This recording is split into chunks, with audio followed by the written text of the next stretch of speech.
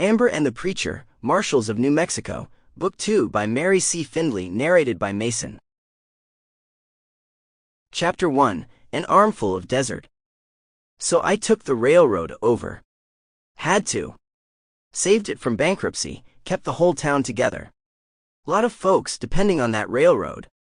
Jobs, goods, trade brought into town. Most folks don't begin to understand how important railroads can be to a town.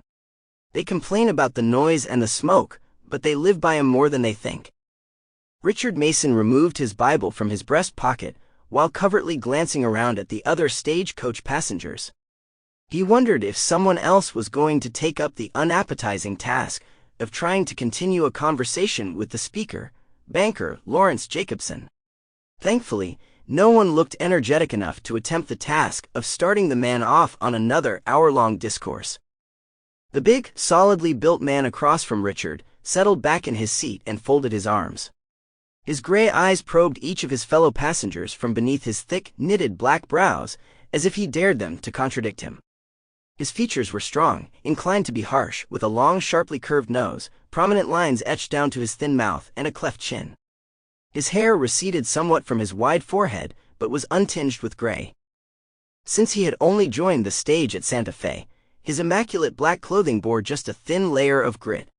His powerful frame showed no effects of the hour after hour of jouncing and jolting the other passengers had endured.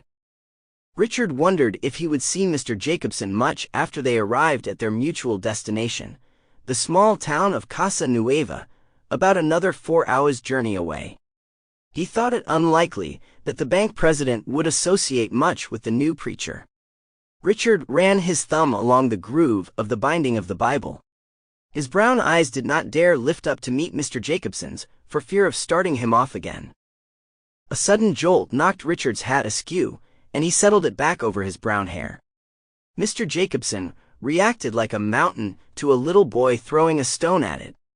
The other passengers seemed too limp and exhausted to notice.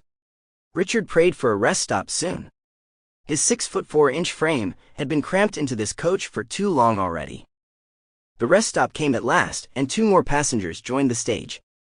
Thankfully both of them were thin, Richard could not help thinking to himself. It seemed to him that they were crowded enough. But perhaps it was Mr. Jacobsen who gave one the feeling of being shoved and squeezed and pushed out of the way. Such unchristian sentiments. The 2 new arrivals seemed typical trail riders. One was short, with keen blue eyes that glanced around at everyone with a mischievous expression that Richard found a welcome distraction. Sample complete. Ready to continue?